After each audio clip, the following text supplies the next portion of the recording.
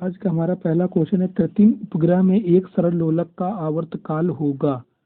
तो देखो, आवर्तकाल का सूत्र क्या होता है? टी बराबर 2 पाई अंडर रूट एल अपान जी, ये सूत्र होता है आवर्तकाल का। और उपग्रह में, कृत्रिम उपग्रह में जी का मान होता है, शून्य होता है। तो जी का मान शून्य जब यहाँ रखेंगे तो टी बराबर आ जाएगा अनंत। तो हमारा ऑप्शन नंबर डी राइट हो जाएगा।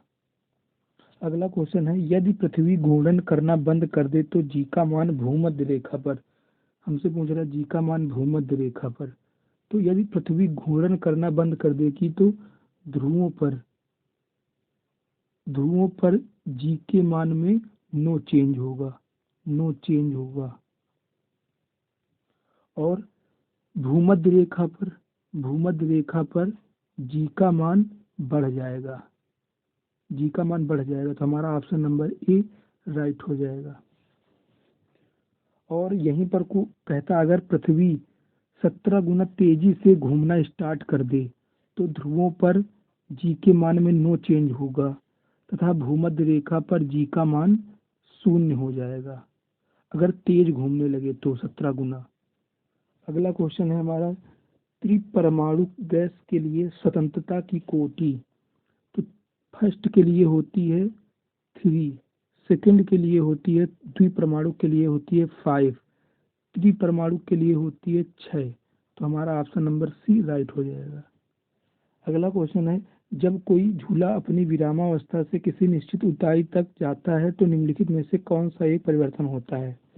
तो देखो, जब हम लोग किसी पत्थर को ऊपर फेंकते हैं ना, तो क्या होता है, पहले तो पत्थर बहुत तेजी के साथ जाता है, बहुत तेजी के साथ जाता है, लेकिन फिर धीरा पड़ जाता है, फिर वहां से लौट आता है। इसका मतलब है ऊपर जाने पर, ऊपर जाने पर गतिज ऊर्जा का मान घटता है तथा स्थितिज ऊर्जा का मान बढ़ता है। इसी प्रकार जब झूला ऊपर जाता है तो एक ऊंचाई के बाद फिर वापस लौटना स्टार्ट कर देता है।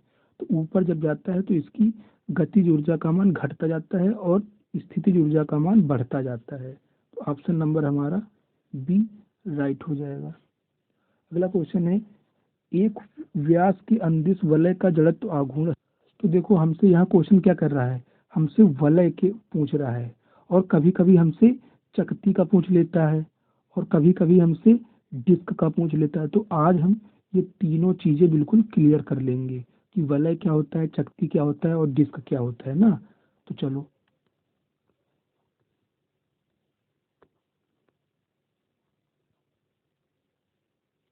देखो, सबसे पहले हम क्या करते हैं, ये थोड़ा इसको इसको काट देते हैं ना। तो अगर हमसे कभी भी चकती और डिस्क का अगर पूछता है तो चकती और डिस्क एक ही चीज है ना। तो जो चकती का होगा वही डिस्क का होगा, और वलय का डिफरेंट होता है। चकती के लिए सूत्र होता है 155/244, 155/244 होता है ना। और जो इसमें पहला 1/2 लिखा है, 1/2 ये अक्ष के अनुदिश होता है। अगर पूछे चकती और डिस्क का उसके अक्ष के अनुदिश जरा तो आघूर्ण क्या होगा, तो होगा 1/2 mr²। और अगर व्यास के परिता पूछे तो 1/4 mr²। अगर स्पर्श रेखा के अनुदिश पूछे तो 5/4 mr²। अब आते हैं वलय में। अगर हमसे पूछे एक वलय क्या, वलय का उसके अक्ष के परिता, तो 1/1 mr² बोले तो mr²। अगर तुमसे व्यास के परिता पूछे तो 1/2 mr² वलय का। और अगर तुमसे पूछे स्पर्श रेखा के अनुदिश जड़त्व आघूर्ण बताइए वलय का, तो 3/2 mr² हो जाएगा। तो इसमें कौन सा ऑप्शन नंबर सही होगा? तो इसमें हमारा वलय के अनुदिश पूछ रहा है और व्यास है, तो हमारा 1/2 mr² राइट हो जाएगा। अगला क्वेश्चन है, किसी गैस के अणुओं की आंतरिक ऊर्जा निम्नलिखित में से किस पर निर्भर करती है? तो आंतरिक ऊर्जा केवल और केवल ताप पर निर्भर करती है। अगला क्वेश्चन है, 1 किलोग्राम जल का ताप, 1 किलोग्राम पूछ रहा है। देखो, जल का ताप 1 डिग्री सेल्सियस बढ़ाने के लिए आवश्यक ऊर्जा की मात्रा। तो यहाँ पर हमारा राइट आंसर हो जाएगा 1 किलो कैलोरी। Q बराबर एस डेल्टा थीटा, ये होता है हमारा विशिष्ट ऊष्मा का सूत्र होता है। यहाँ पर एस विशिष्ट ऊष्मा है। अगला क्वेश्चन है हमारा 0 डिग्री सेल्सियस, 4 डिग्री सेल्सियस और 100 डिग्री सेल्सियस पर जल का घनत्व क्रमशः एक्स वाई जेड दर्शाया जाता है। तो इन तापों पर जल के घनत्व का घटता हुआ क्रम हमको लिखना है, घटता हुआ क्रम।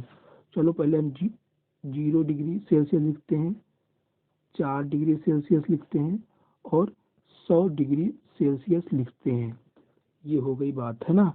तो जैसे मान लो हमारा हमने कोई पानी निकाला नल से, तो वो मीडियम है, भी मीडियम है, मीडियम है, ना ठंडा है ना गर्म, मतलब मीडियम निकला, नल से पानी मीडियम निकला। तो जो घनत्व होता है, जो घनत्व होता है वो 4 डिग्री सेल्सियस पर जब 0 से 4 पहुंचते हैं तो हमारा ये मैक्सिमम हो जाता है, मैक्सिमम हो जाता है। और उसके बाद जब 100 डिग्री सेल्सियस तक आगे जितना बढ़ते जाएंगे तो हमारा मिनिमम होता जाएगा। तो हमारा घटता हुआ क्रम क्या हुआ, ये हमारा सवाल में एक्स दिया है, ये वाई दिया है, ये जेड दिया है। तो घटता हुआ क्रम सबसे पहले मैक्स आएगा तो वाई आ गया, उसके बाद मीडियम आएगा तो एक्स आ गया, उसके बाद मिनिमम आएगा तो हमारा जेड आएगा।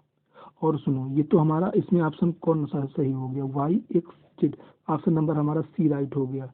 और इसी क्वेश्चन में अगर हमसे आयतन पूछता, आयतन, तो आयतन में क्या होता है, आयतन 0 से, इसको थोड़ा इधर रब कर देते हैं, इधर रब कर देते हैं, इधर रब कर देते हैं, ये सब रब कर देते हैं। जैसे मान लो हमारा आयतन यहाँ पर मीडियम है ना। तो जब हम 4 डिग्री सेल्सियस पर जाएंगे तो हमारा आयतन हो जाएगा मिनिमम, आयतन मिनिमम हो जाएगा। और जैसे जैसे आगे बढ़ते जाएंगे हमारा आयतन भी बढ़ता जाएगा। ये होता है आयतन के साथ। अगला क्वेश्चन है हमारा, एक व्यक्ति किसी सतह पर अपने दोनों पैरों पर खड़ा है और दाब पी का अनुभव करता है। अब यह व्यक्ति केवल एक पैर पर खड़ा हो जाता है तो दाब का अनुभव करेगा। दाब का सूत्र होता है P बराबर एफ अपान ए। एफ अपान ए होता है, ये बल होता है और ये क्षेत्रफल होता है। पहले दोनों पैरों पर खड़ा था, अब एक पैर पर खड़ा होगा तो मतलब क्षेत्रफल उसका आधा हो गया, और क्षेत्रफल जैसे ही आधा होगा तो दाब हो जाएगा 2 गुना। ऑप्शन नंबर डी हमारा राइट हो गया।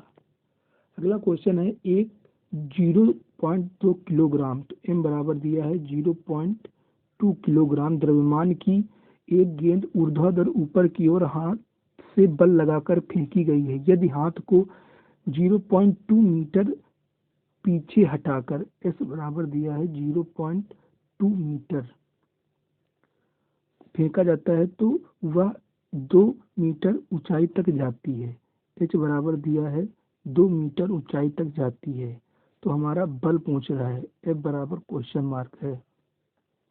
चलो हम सवाल तो देखो, सूत्र क्या होता है, डब्ल्यू बराबर एक होता है, सूत्र हमने पढ़ा है, एफ इंटू एस का सूत्र होता है ना। और डब्ल्यू बराबर क्या होता है, एम जी एच होता है, बराबर एफ इंटू एस हो जाएगा। तो अब इतना मिल गया हमको, तो इसमें एफ बराबर क्या होगा, एफ बराबर एम जी एच बट्टा एस।